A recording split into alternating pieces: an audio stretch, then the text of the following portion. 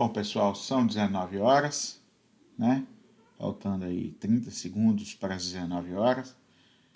E a partir de agora, estou às ordens de vocês. Como a gente já falou, essas aulas ao vivo elas não são para passar conteúdo. Então, eu não vou ficar dando aula para vocês aqui da matéria que vocês já assistiram no Caminho do Conhecimento e já assistiram já leram no material online.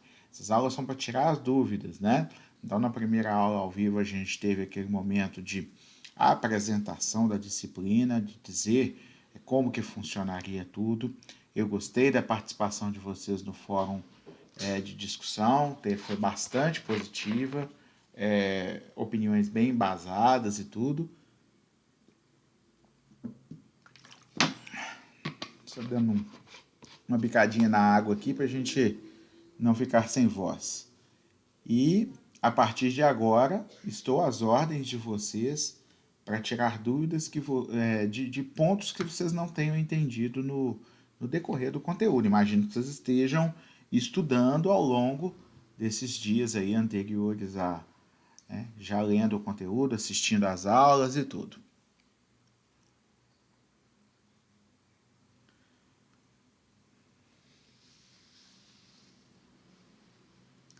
Entre vocês, imagino que haja administradores, né? Futuros administradores e futuros contadores, né?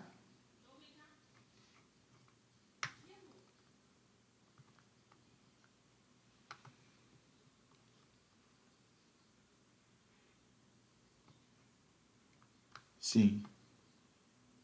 Tem alguma dúvida que vocês já tenham estudado e preparado para tirar comigo nesse momento? Ou vocês estão meio perdidos ainda porque às vezes a pessoa não pegou o conteúdo para ler e deixou para a última hora e aí não tem dúvida formulada. Vocês podem abrir o jogo, não tem problema nenhum, tá? Podem ser sinceros e se tiverem dúvidas, eu estarei à disposição para sanar. Se não tiver, a gente vai ter que criar uma dinâmica aí para essa aula ser positiva. Pois é. Bom, vou fazer um breve resumo sobre a disciplina e se for surgindo alguma dúvida, vocês vão me interrompendo para a gente sanar. Tá? Lógico que vocês não podem utilizar isso aqui para estudo. Isso aqui é só para abrir a mente. Tá? Isso aqui, se você tentar, numa aula ao vivo de 1 hora, aprender a matéria, você não vai conseguir. Por isso que tem que estudar o material, né? A gente falou na primeira aula ao vivo que a gente teve que o curso em EAD depende muito da maturidade do aluno e da disposição do aluno de estudar, né? Ele estuda antes e tira as dúvidas nos momentos de contato com os professores. Mas vamos em frente. Vocês tiveram, né, um livro, né? E nesse livro vocês têm ele dividido em 6 unidades, certo? A primeira unidade fala do direito tributário. Então, nós vamos ter neste livro o objeto de estudo do direito tributário, que fala qual que é a área de atuação, que são as normas referentes ao tributo, os princípios referentes aos tributos, né? E ainda o estudo histórico e da motivação histórica do direito tributário. O direito tributário é um ramo da ciência jurídica que visa estudar esse fenômeno da tributação e seus institutos, como normas, princípios, etc. Então, nesse primeiro capítulo, ele delimita a forma de estudo do direito tributário, onde o direito tributário alcança os seus campos de atuação, o seu estudo. Nós temos aqui, na unidade 1, as limitações ao poder de tributar. O que são essas limitações ao poder de tributar? São princípios constitucionais que freiam o Estado no poder dele de tributar os cidadãos. Então, eles limitam essa tributação para que o tributo não ultrapasse os limites legais impostos pela lei e pelos princípios. O primeiro princípio da legalidade fala que não há tributo sem ser instituído por lei. Precisa ter uma lei que crie o tributo. Então, não pode criar tributo por medida provisória. O presidente da República pode criar uma medida provisória para determinados assuntos, sim, mas não para criar um tributo novo e nem para aumentar tributo.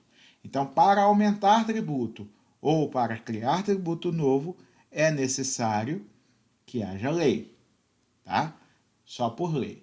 Então, o primeiro princípio importante é o princípio da legalidade. Esse princípio ainda se desdobra no princípio da anterioridade legal, que significa que a lei que cria o tributo tem que ser anterior ao tributo, no princípio da irretroatividade, que fala que a lei nova que criou um tributo não pode retroagir a fatos anteriores a ela, que no final das contas é a mesma coisa, se a lei precisa ser anterior, a lei nova não pode voltar atrás para atingir fatos anteriores.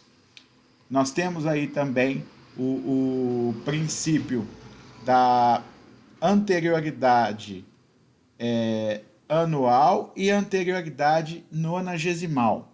O que significa? O da anterioridade anual fala que a lei que cria tributo ela tem que ser publicada no exercício financeiro anterior ao início da cobrança do tributo. Isso quer dizer que uma lei que é criada em um ano só vai poder gerar tributação no ano seguinte. A questão às vezes, isso pode se tornar um problema. Isso é para evitar surpresa, viu, gente? A lei não cria tributo imediatamente após, para que as pessoas possam se preparar para pagar esse novo tributo. Só que você imagina que o Congresso cria uma lei lá, presente de Natal, no dia 24 de dezembro. Uma semana depois, no dia 2, esse tributo poderia ser cobrado se fosse só a anterioridade anual, ou seja, uma lei criada no ano 2020 só fosse valer para o ano 2021. Isso significa que precisava ter uma outra limitação. A outra é a anterioridade nonagesimal, que é de 90 dias. Nonagesimal de 90, tá? Significa que além da anterioridade anual, precisa respeitar a lei que cria novos tributos, uma anterioridade nonagesimal, ou seja, caso não seja suficiente ser no próximo ano para evitar a surpresa, tem que ter ainda um prazo de 90 dias. Então, a lei criada em dezembro para instituir novos tributos só geraria efeitos de cobrança de tributo 90 dias depois, certo? Com a conjunção, juntando esses dois princípios, você evita que o contribuinte sofra surpresa na hora de pagar seus tributos. Importante dizer também que existem exceções, tá? Na página 11 do livro, ficou meio... Teve um tilt aí na hora de transformar em PDF. Eu até pedi para o pessoal dar uma olhadinha lá, mas eu não sei se eles conseguiram fazer, mas teve um erro aí só no título, tá? Mas no quadro tá tudo visível sim. Então tem um quadro escrito Fique Atento, tá? Lá na página 11, este quadro fala de exceções ao princípio da anterioridade anual e exceções ao princípio da anterioridade nonagesimal. São princípios, são tributos que não precisam responder esse critério da anterioridade para aumentar ou criar novos tributos. Por quê? Porque, principalmente em relação à majoração de tributo, alguns impostos, por exemplo, precisam de mais dinamicidade. E se fosse esperar só 90 dias para ter efeito, não ia adiantar nada. Principalmente aqueles impostos com função extrafiscal, que a função dele não é arrecadar dinheiro, é intervir na economia de alguma forma. Então, imposto de importação, imposto de exportação, IOF, IPI, pode ser que o gestor público precise mexer nesse tributo de uma forma mais urgente. Então, você não pode submeter esses tributos a essa anterioridade. Só que você não está criando tributo novo, você só está majorando ou minorando as alíquotas dos tributos já existentes, ok? Então, depois vocês dão uma olhadinha aí no quadro da página 11 do livro, que vocês vão entender que existem exceções aos princípios da anterioridade anual e nonagesimal, certo? Continuando em frente, nós temos os princípios da igualdade e capacidade contributiva. O princípio da igualdade visa que o tributo atinja a todos os cidadãos de forma equivalente, sem privilegiar um e prejudicar outro. Ou seja, o tributo ele não olha a pessoa, ele olha fato gerador. Então, qualquer pessoa que pratique um fato gerador de um tributo, ele vai ser obrigado a pagar esse tributo sem que se analise quem é que está praticando esse fato gerador. Então, o direito tributário impede esse tratamento individualizado, pessoal, né? Exige essa igualdade de tratamento para todas as pessoas que praticarem o fato gerador. No que tange à capacidade contributiva, significa que alguns tributos, não todos, mas alguns, levarão em conta a capacidade de pagamento do contribuinte. Se você for ver a tabela do imposto de renda, você vai ver que quem ganha menos paga menos, quem ganha mais paga mais. E assim com outros tributos também, certo? Então, em alguns casos, vai haver essa progressividade da alíquota, tributando com maior valor aquelas pessoas que têm capacidade, condições de pagar mais. E deixando menos tributadas as pessoas que têm menos condição. Tem pessoas que ganham até determinado valor que são, inclusive, isentas do pagamento do imposto. Tá certo? Estão me ouvindo bem?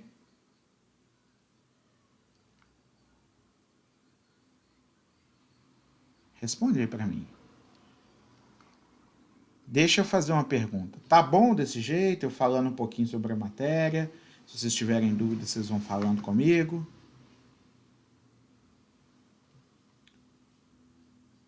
Porque a ideia era que vocês trouxessem as dúvidas prontas para perguntar. Já que não trouxeram, a gente está dando esse tipo de tratamento aqui. Eu estou falando um pouco sobre a matéria para vocês não terem esse tempo aqui perdido. Tudo bem? Pode continuar desse jeito? Olha, o Natanael fez uma pergunta aqui, eu vou responder agora. Desculpa, viu, Natanael? Vi apenas agora. Espécies tributárias, 2, 3 ou 5. Após a nova ordem constitucional de 1988, são 5, tá? São elas: imposto, taxa, contribuição de melhoria, tá? Contribuições sociais e empréstimos compulsórios, certo? O antigo sistema do Código Tributário tinha 3, só que veio a Constituição de 88 e criou mais 2, ok? Então agora são 5. Tá certo? Respondida a pergunta? Bom, beleza. Vamos continuar falando então. Estamos aqui no princípio da igualdade, falamos já. O princípio da vedação de tributo com efeito confiscatório. Este tributo impede que o imposto ou qualquer tributo sobre um bem seja tão alto, tão alto, tão alto, que a pessoa tenha que vender ou perder o bem por conta daquele tributo. Ou seja, aquele tributo vai diminuir tão consideravelmente o valor de ter aquele bem que não vai valer a pena para o contribuinte manter aquele bem. Ou seja, é vedado um tributo que tenha esse efeito de confiscar o bem da pessoa, certo? A pessoa deve ser tributada pelo bem, mas ela deve ter condição, pagando o tributo, de manter o bem, ok? Então a ideia não é tirar tudo que a pessoa tem ou tirar os bens que a pessoa possua. É da pessoa pagar uma tributação justa pelos bens que possui, ok? Princípio da liberdade de tráfico de pessoas ou bens significa que no território internacional, no território nacional, as pessoas têm liberdade de trafegar com seus respectivos bens sem pagar tributos. Isso não inclui duas coisas. Primeiro, ICMS. Se houver transferência de propriedade de mercadoria, pode ser cobrado ICMS, tá? Então, a pessoa que trafega com seus próprios bens, ela não vai pagar imposto desde que ela esteja trafegando dentro do território nacional. Segundo, a pessoa também não vai ser tributada para sair de um estado e entrar em outro, ou de um município e entrar em outro. Então, pessoa e seus bens não são tributados. Isso também não impede a cobrança de pedágio por utilização das rodovias, tá? Então, nesse caso, é uma exceção, o pedágio pode ser cobrado, porque o pedágio é um preço pago pela utilização de uma via que tem umas vantagens. A via é explorada por empresas particulares, sob concessão do poder público, e esse pagamento do pedágio ele é por causa de uma prestação de serviço. Monitoramento, seguro, socorro, telefones na via, etc. Várias pistas, melhorias na pista, etc. Tá? Mas tributação pelo fato gerador de você sair de um lugar e ir para outro não é permitido. Ok? O princípio da imunidade recíproca diz que pessoas jurídicas da União, como do Brasil, como União, Estados e Distrito Federal, elas não podem tributar umas às outras sobre o patrimônio, renda ou serviços um dos outros. Então, o Estado de São Paulo não pode tributar o Estado de Minas Gerais pelo patrimônio do Estado de Minas Gerais, pela renda do Estado de Minas Gerais ou pelos serviços do Estado de Minas Gerais. Nem a União tributar os estados, nem os estados tributarem os municípios. Tá? Então, esse princípio da imunidade recíproca. O princípio da imunidade geográfica diz que a União não deve instituir tributos que não sejam uniformes para todas as regiões do Brasil, dando privilégios excessivos a uma região e ônus excessivos a outra região. É lógico que isso se exclui, desde que é autorizado por lei, o estabelecimento de zonas francas, como foi feito em Manaus. A questão da zona franca é quando você concede isenções de impostos. Os impostos existem, só que você, depois de instituir os impostos, você cria uma lei de isenção para que naquela região tenha um maior desenvolvimento econômico. As empresas vão para lá e desenvolvem a região. O que acontece? Por que isso tem que ser dito? Porque não pode criar um imposto que incida só sobre São Paulo e outro que incida só sobre o Amapá, por exemplo. Isso é proibido. Você cria um imposto que vale para o território nacional todo e, enquanto for conveniente, cria uma lei que dá isenção para determinada região para fomentar o desenvolvimento daquela região. Tá certo?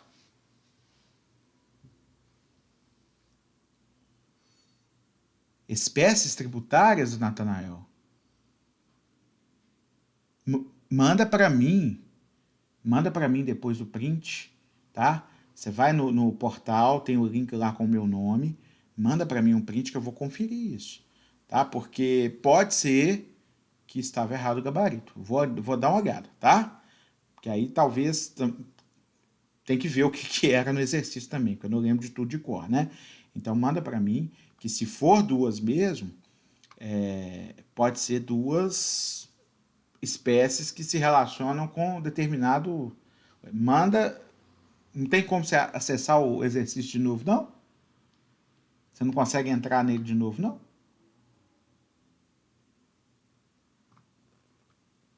Porque pode ser um gabarito digital errado. Depois você tenta lá, manda o print para mim, naquela mensagem lá com o meu nome, manda um e-mail para mim com print, que eu vou verificar, tá? Se for o caso de alterar o gabarito, eu consigo pedir o pessoal para alterar, tá? E aí eles vão considerar corretas as respostas que eles alteram o gabarito no sistema, o sistema faz a recorreção do exercício automático.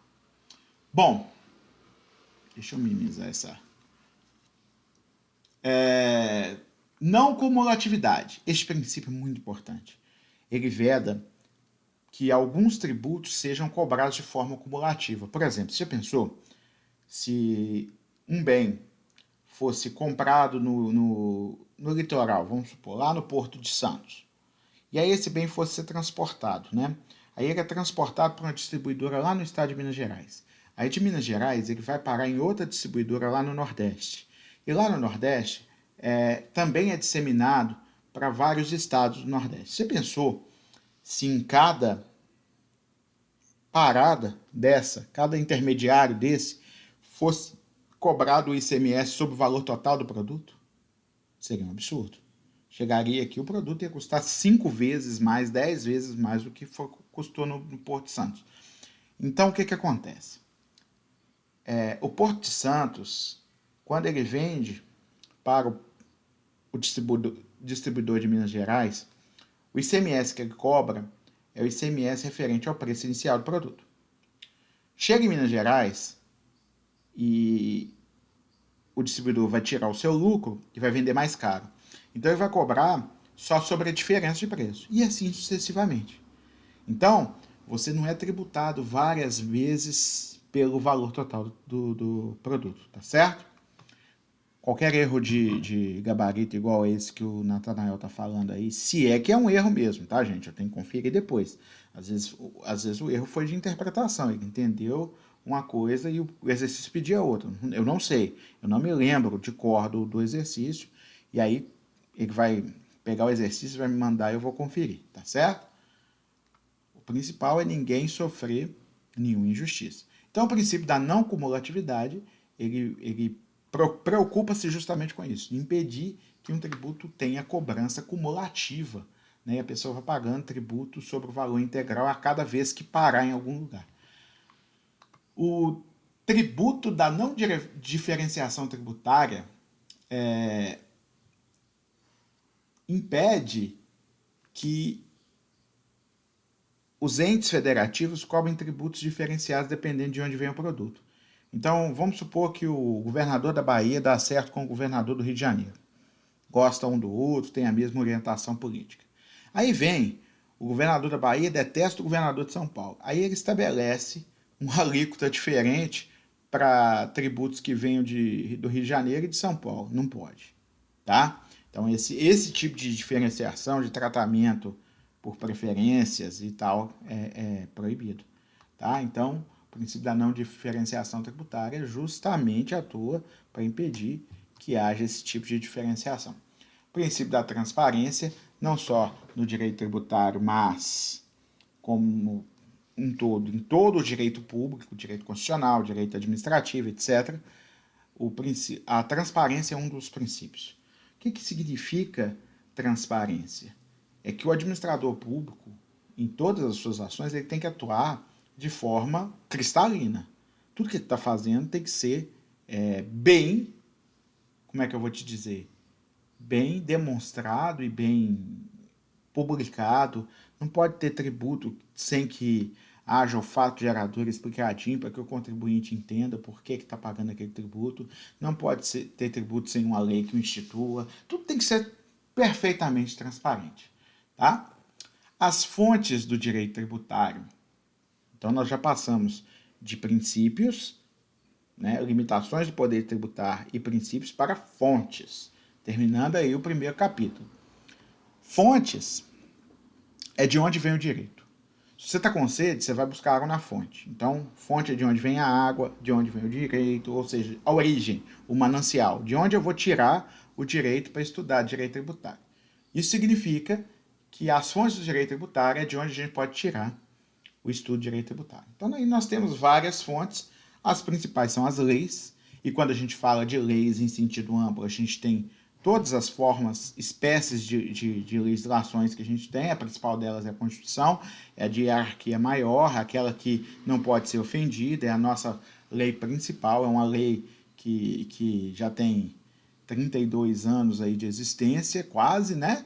Em outubro vai fazer 32 anos, e ela é uma lei democrática. Graças a Deus nós temos uma Constituição democrática que permite não só autonomia aos estados, como também participação popular de todas as pessoas, não faz distinção de cidadãos, homem, mulher, todos são tratados com a mesma dignidade. Então, tem muita gente que critica por motivos de ideologia política a nossa Constituição. Isso é um erro muito grave, tá? Criticar a nossa Constituição porque você acha que o bandido X não está preso por causa da Constituição, é um erro tremendo, tá? A Constituição, por ser democrática, ela é uma boa Constituição. Você não pode querer uma Constituição menos democrática ou uma Constituição que não atenda aos direitos fundamentais da pessoa por motivo político, né? Isso aí seria o maior absurdo que a gente poderia cometer. Então, a nossa Constituição ela é uma Constituição muito completa, é uma Constituição que tem muitos pormenores, então ela é extensa, então a leitura acaba sendo cansativa, porque tem muitos artigos, muitos incisos dentro dos artigos. Isso faz com que alguns critiquem. Tinha que ser mais curta, falar de menos coisa. Eu tento não criticar dessa forma. Eu tento estabelecer o seguinte: a Constituição, pelo menos, é democrática. E por ser democrática, ela já está com 50% de bondade nela. O resto a gente vai adaptar, vamos fazer do jeito que der, e é a nossa Constituição, a gente é que tem que se adaptar a ela. A gente não tem que ficar trocando de Constituição toda hora, não, porque a ordem jurídica toda é modificada quando muda uma Constituição. Então, você não pode simplesmente ficar mudando de Constituição. E normalmente a Constituição só é trocada quando tem golpe. Então, você tem aí a última Constituição, anterior a essa, foi de 1967, né, quando iniciou, pouco tempo depois que iniciou o regime militar, e foi uma Constituição que abriu espaço para os atos institucionais, AI-1 até AI-5, que foi o mais grave de todos, o AI-2 também foi bem grave, tiram liberdades das pessoas, etc.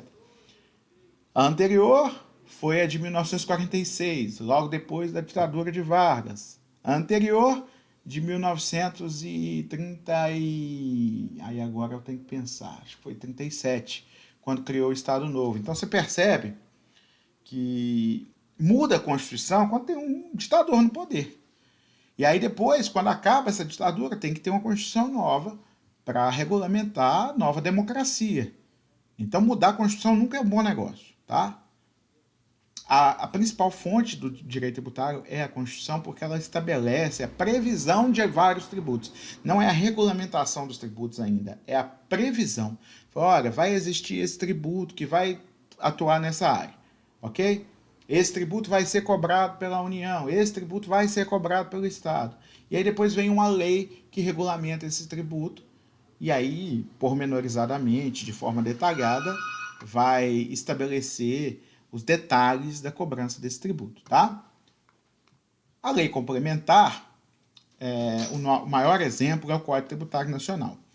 Bom dizer que o Código Tributário Nacional não era uma lei complementar antes da Constituição Federal de 88. Ele era uma lei ordinária. Ele foi criado como lei ordinária, tá? Só que aí o que acontece? Na verdade, eu acho até que ele era um decreto-lei, não tenho certeza. Sim, era um decreto-lei. Depois que criaram a Constituição Nova, falaram que a lei complementar vai fazer o que o Código Tributário Nacional está fazendo. Só que em vez de revogar o Código Tributário Nacional, que não era um desastre, era aproveitável, o que eles fizeram? Falaram, já que a Constituição fala que tem que ser uma lei complementar, tem que mudar a natureza do Código Tributário, porque não pode ser lei ordinária. Então, este Código Tributário foi alterado e se transformou em lei complementar. Então, apesar de ter número de lei ordinária ou decreto-lei, agora eu tenho que conferir se era decreto-lei ou lei ordinária, ele foi alterado para natureza jurídica de lei complementar.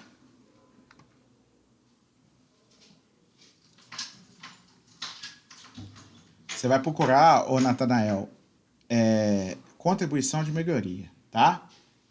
O artigo de cor eu não vou te falar agora não, porque eu também não decoro esses números de artigo não.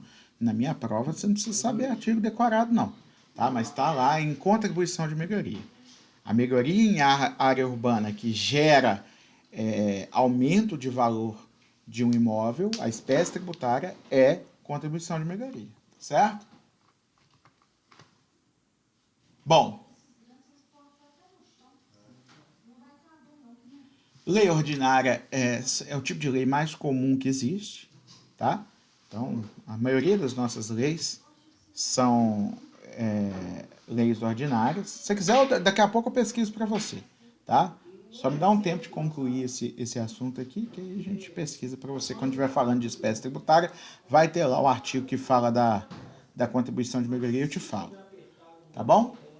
Lei ordinária realmente é o tipo de lei que mais existe no país, tem quase 14 mil atualmente. Então, nós já estamos chegando ao número 14 mil. Lógico que nem todas elas estão em vigor, algumas delas já foram revogadas, tá? Então, a gente não tem 14 mil leis vigentes. Porque essa contagem começou, tá, depois do início do período democrático, né, que parou com os decretos-leis, e aí essa contagem de leis ordinárias já está em 14 mil. Só que não necessariamente nós temos 14 mil leis vigentes. Decreto é um ato do poder executivo que serve para mudar coisas que sejam atribuições do poder executivo. É bom dizer que, por exemplo, o tributo não pode ser criado por decreto, pelo princípio da anterioridade legal, ou melhor, pelo princípio da legalidade, ok? Então, precisa ter lei se quiser criar ou aumentar tributo, tá certo? Então, o decreto ele serve para outras coisas. A gente viu que o governo anterior e este governo atual, tanto o governo da Dilma quanto o governo do Bolsonaro, eles fazem muito uso de decreto, vários deles são derrubados, né? Inclusive, alguns deles têm a validade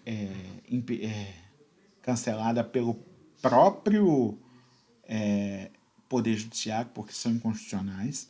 Né? Então, é importante dizer, quando o presidente vai fazer uso do decreto, e até da medida provisória, que são atos do Poder Executivo, eles têm que tomar muito cuidado com o que eles estão colocando ali, porque não pode ofender leis existentes. Né? E é só para atribuições do presidente que podem ser exercidas por decreto. A lei delegada é uma lei que é elaborada pelo presidente, mas porque teve uma lei anterior ou uma resolução anterior que o legislativo autorizou o presidente a fazer aquela lei. Tá? Então, emprestar para o presidente, né, o chefe do executivo, o poder temporário de fazer uma lei. Porque a gente sabe que pela divisão de poderes, executivo tem função de administrar e aplicar as leis existentes. O judiciário tem função de julgar os conflitos, também aplicando as leis existentes. Nenhum dos dois cria lei. E o legislativo tem função de votar e aprovar as leis. Então, quando você fala em lei delegada, a função do executivo é fazer essa lei delegada, mas ela tem que fazer uma delegação, ela tem que receber uma delegação de poder do legislativo autorizando ele a fazer essa lei. Né? Porque o poder de criar a lei é do legislativo. Nós temos a medida provisória, que eu acabei de dar um exemplo, né? Ela também é de competência do presidente da República. Só o presidente da República, não é qualquer chefe do executivo. Então não existe medida provisória em âmbito estadual nem municipal. Então só o chefe do executivo pode expedir medidas provisórias, né? Ela tem força de lei, então qualquer matéria. A diferença da medida provisória para o decreto é que o decreto ele tem um âmbito de atuação muito restrito. A medida provisória não. O presidente da República quer mudar algo que ele acha que devia ser diferente, então ela tem força de lei, só que é temporária, certo? Ela dura 60, prorrogáveis por mais 60, ou seja, no máximo 120 dias. E depois de 120 dias ela precisa ser analisada pelo Congresso. E se não for, ela perde o valor, ok? Perde a validade. E volta a valer a lei que tinha antes. Então, o presidente da República ele edita uma medida provisória quando ele quer que mude uma coisa urgente, uma coisa que está na lei, ele quer que mude, urgente, e quer que o legislativo seja meio que forçado a analisar isso. O que acontece? As medidas provisórias, quando elas são absurdas, aquela medida provisória que bagunçou a zorra toda, deixou tudo bagunçado, você pode ter certeza que ou o STF vai considerar ela inconstitucional e vai tirar a validade dela, ou o Congresso vai votar e vai negar ela, vai reprovar ela. E se ela não for aprovada, ela deixa de valer imediatamente.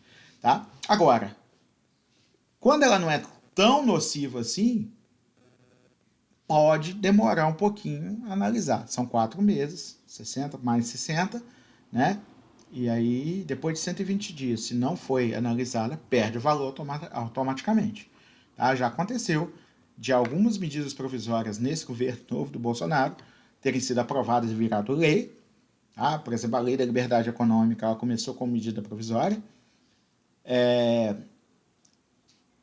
E também algumas medidas provisórias que ele editou não serem votadas a tempo e terem perdido a validade. Um exemplo é aquela lei que criou a carteira de estudante digital. Tá? Ele criou, na verdade, a medida provisória criou a carteira de estudante digital, não foi analisada a tempo pelo Congresso e perdeu a validade, então agora voltou a ser do jeito que era antes com a carteira de estudante. Certinho?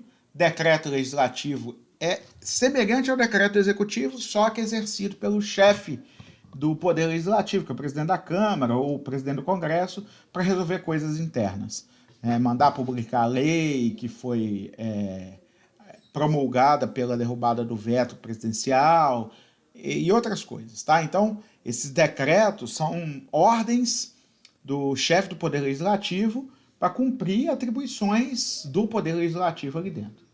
Resoluções são decisões internas, aí são de todos os poderes, para tomar decisões administrativas internas. Por exemplo, vamos resolver que a partir de hoje não pode entrar no prédio tal com bermuda. Vamos resolver que as férias coisas vão ser concedidas antecipadamente, serão coletivas por causa da pandemia do coronavírus, etc. Tá? Determinadas resoluções internas, administrativas, para a gestão dos poderes. Né? A gente sabe que, embora as funções legislativa, judiciária e executiva são bem definidas, dentro de cada poder existe uma administração interna. Né? Existem atos administrativos para manter esse poder organizado.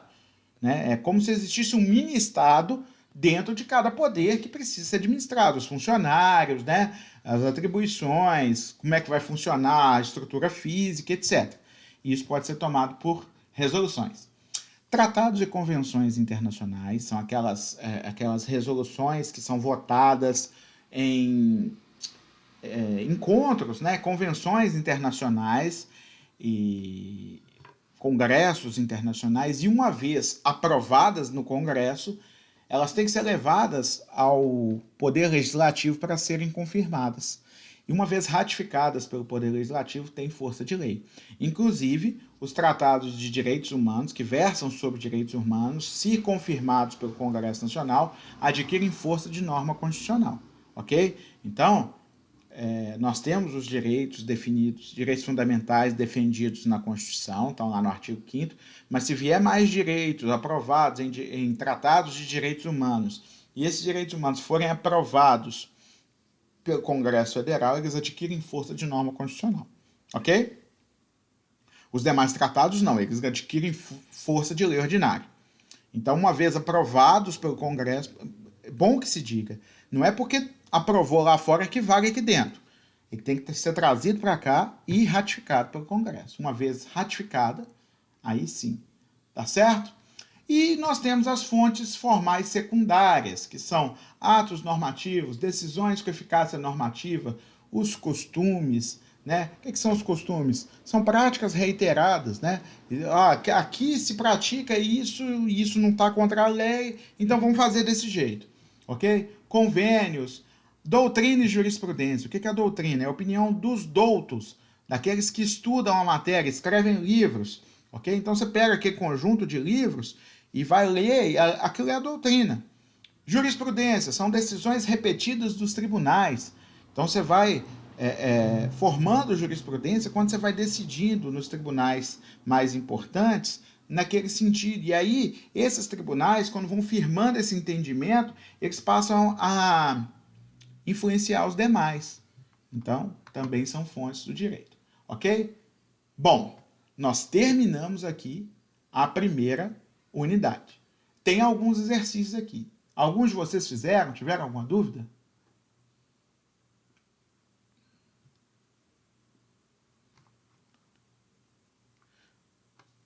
O Natanael, não, perdão, a Ana Paula aqui está perguntando: o executivo sempre depende do legislativo para aprovar uma lei?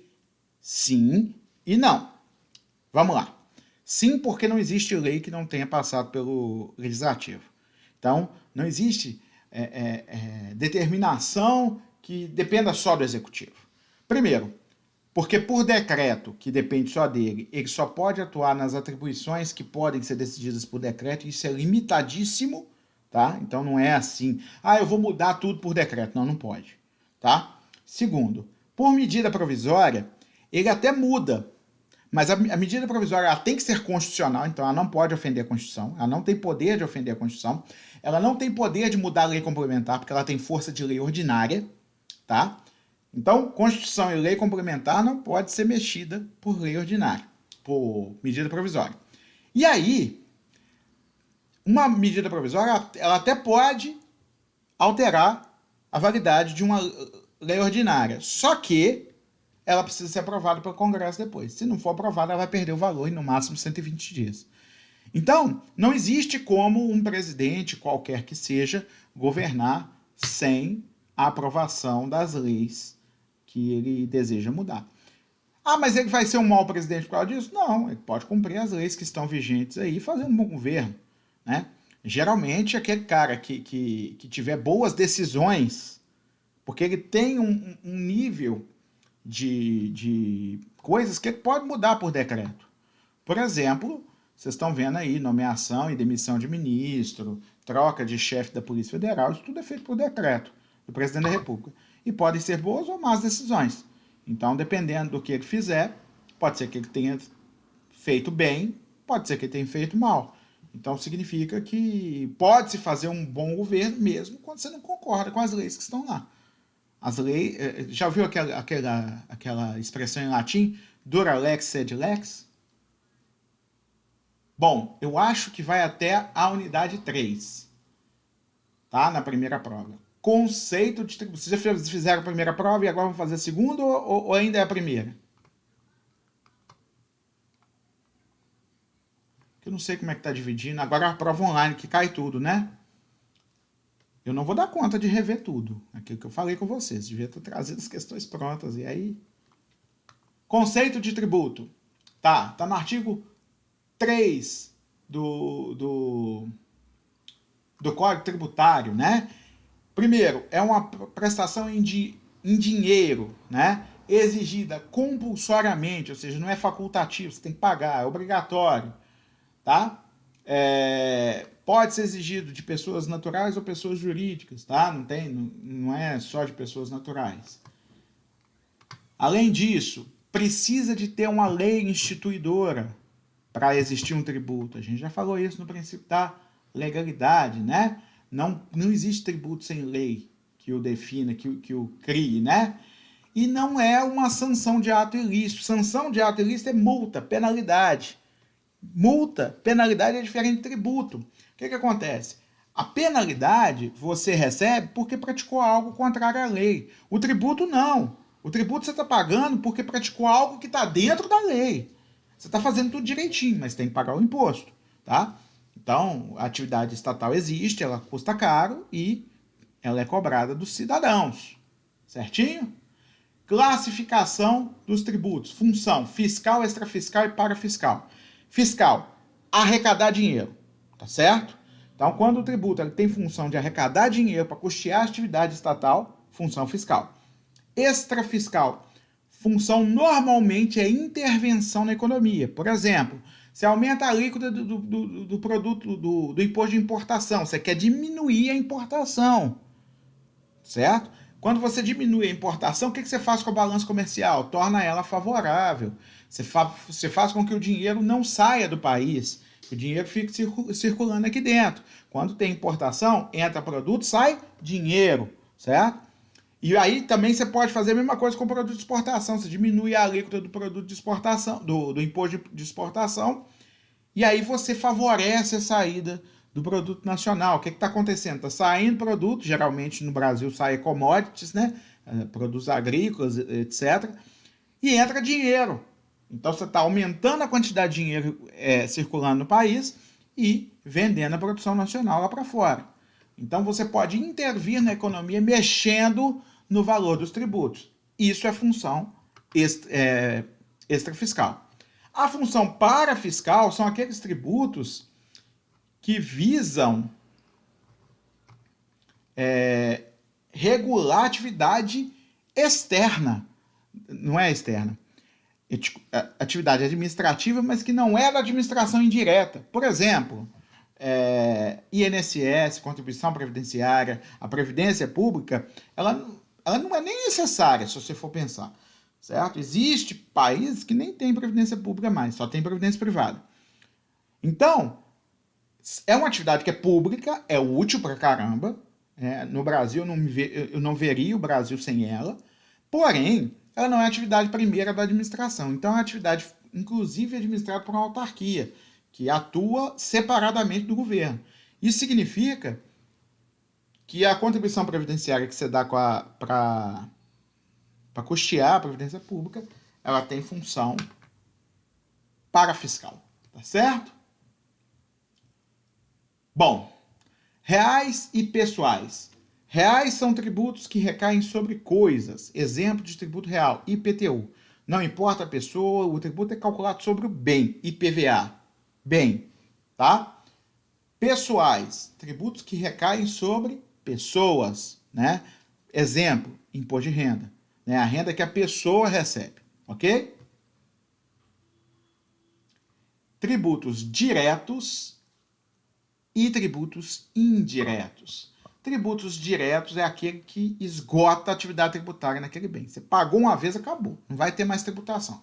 Indiretos são aqueles que admitem tributação de outros entes. Tá? Por exemplo, o ICMS. Você cobra o ICMS aqui, mas aí lá na frente você vai pagar o ICMS de outro trecho, relativo a outra operação, etc. Tá certo? Vinculados e não vinculados. Tributos vinculados são aqueles que devem ter uma contraprestação direta do Estado para aquele contribuinte ou pelo menos para aquele local. Por exemplo, contribuição de melhoria, né? É daquele local. Tem que ter uma prestação do Estado. Tributos não vinculados, você paga o tributo aqui e talvez você não receba nada em troca, você não vai ver o dinheiro, às vezes o valor do tributo vai ser usado para custear a atividade estatal de uma forma geral, pagar folha de pagamento, etc. Tá? Então, não necessariamente o tributo vai ser usado para uma coisa que você quer que use. O exemplo são os impostos. Nenhum imposto tem que ser usado para determinado fim. Tem até uma questão do estudo dirigido que fala disso, né? O IPVA, né? O cara tá lá bravo porque tem buraco na estrada. Não tem que ficar bravo. IPVA é imposto, imposto é não vinculado, ok? Fica aí a dica para quem está assistindo que ajuda a responder o estudo dirigido. Beleza? Espécies de tributos. Rapidinho aqui, antes da aula acabar. Eu não vou ter condição de falar de um por um dos impostos, nem tributos em espécie, não. Mas vamos falar de espécies de tributos, a gente fala de cada uma delas e encerra por aqui. E aí, se tiver alguma dúvida, dá tempo de eu responder. Primeiro, impostos. Tá? Impostos são tributos cobrados pela prática de um fato gerador, são tributos não vinculados, normalmente destinados a custear a atividade estatal, mas podem ter função extrafiscal também. Eu dei exemplos aqui, imposto de exportação, imposto de importação. Tá? Então, imposto, na verdade, é um tipo de tributo geralmente não vinculado, utilizado para custeio da atividade estatal de uma forma geral. Então, o tributo não tem o quê? Contraprestação necessária para o Estado. Os impostos se dividem em impostos federais, estaduais e municipais. E aí vocês vão prometer para mim que vão ler o capítulo dos impostos em espécie e vão ler também o capítulo da repartição das receitas tributárias, para saber quem fica com cada imposto. Tem imposto que é cortado igual um bolo. Um pedaço fica para lá, outro pedaço fica para cá. Tá?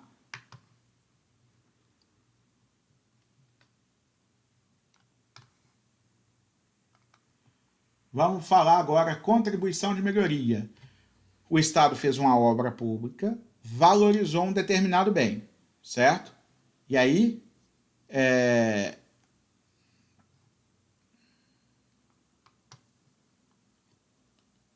a valorização dessa obra pública gera para o ente público o direito de tributar a pessoa, certo?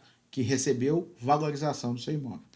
Existem limites, o limite individual é o valor que aumentou no imóvel, o limite total é o valor da obra pública. Então não pode ultrapassar esses limites, para não gerar prejuízo para a pessoa, tá certo? Próximo, taxas. São preços públicos por prestação de serviço específica do poder público ou pelo exercício do poder de polícia. Poder de polícia é uma atividade administrativa que limita o direito individual em benefício do direito do interesse coletivo. Tá? Então, poder de polícia não é só atividade policial, das polícias de segurança, não. Tá? Qualquer atividade pública que limite interesse individual e favoreça o interesse coletivo é exercício do poder de polícia. Toda vez que você paga uma taxa, você está recebendo algo em troca. Ou o poder de polícia, né, o exercício do poder de polícia, ou um serviço específico, como, por exemplo, o licenciamento do seu carro, ou você está recebendo uma prestação de serviço do município, etc. Tá? Natanael está fazendo uma pergunta aqui, ó. Tá, quem é responsável tributário? Responsável tributário é a pessoa que a lei fala que responde pelo pagamento de tributo. Nós temos o contribuinte, que é o devedor do tributo, e responsável tributário é a pessoa que a lei fala, ó, você tem que fazer alguma coisa aqui para o Estado. Ou pagar o tributo, ou recolher o tributo da conta do contribuinte, do salário do contribuinte depositar, etc. Tá? Então, é aquele que tem atribuição legal de atuar como recolhedor ou pagador do tributo. Por mais que o devedor principal não seja ele, que seja o contribuinte, tá?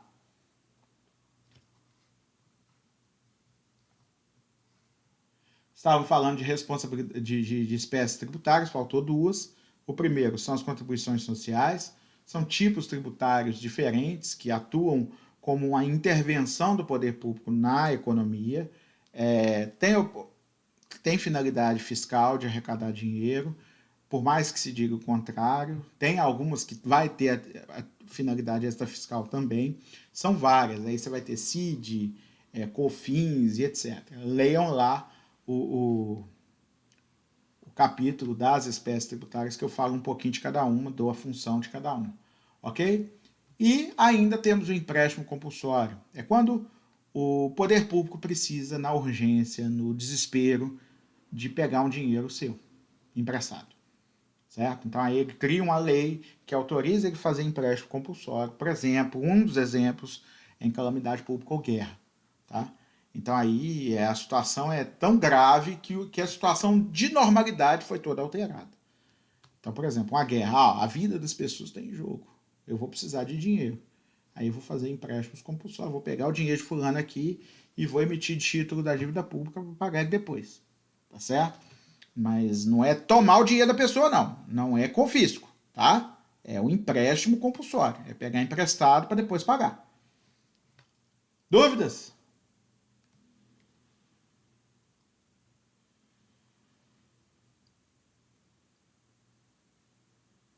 Bom, capítulo 3 fala de imunidades tributárias. Imunidades são definidas pela própria Constituição.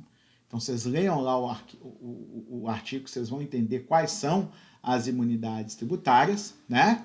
E tá lá no artigo 150, né? Inciso 6, as imunidades tributárias. Então, vocês vão ler isso com calma. Estou às ordens para fazer responder as perguntas, tá? Mas é a Constituição que dá a imunidade. Então, na imunidade tributária, nem existe a lei que tributa. A Constituição fala, ó, é proibido instituir tributos sobre isso aqui, tá certo? Então, ali não é que tem, não é igual a isenção que eu dei o exemplo da Zona Franca lá, que cria o tributo para depois criar uma lei que isenta aquele local de tributo ou aquela pessoa de tributo, não. Não é isso. No caso da imunidade, é proibido criar tributo sobre aquilo, tá certo? Bom, não vou falar das espécies de imunidade aqui, que não vai dar tempo. Tá? Se tiver dúvida, continua perguntando para mim. capacidade tributária ativa significa quem tem poder de cobrar o tributo. Então, aí a capacidade tributária é diferente da competência. A competência é quem tem poder de instituir o tributo, tá? Então, quem institui.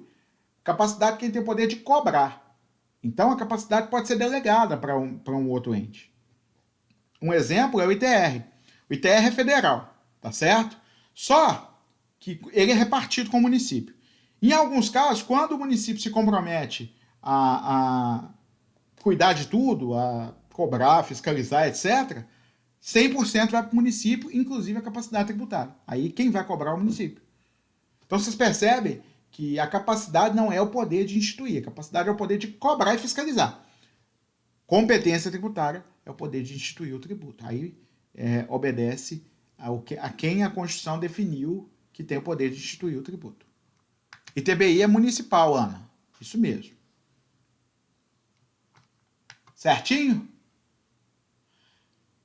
Repartição das receitas tributárias, não dá para falar aqui, tem que ler, tá? Então vocês vão pegar o livro didático e vão ler para saber com quem fica cada fatia do bolo, tá? É muito detalhezinho para a gente ficar falando aqui, ia gastar mais uma hora, tá certo?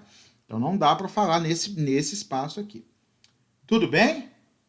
E aí depois vai ter os capítulos que falam do domicílio tributário, responsabilidade tributária, né? Substituição tributária.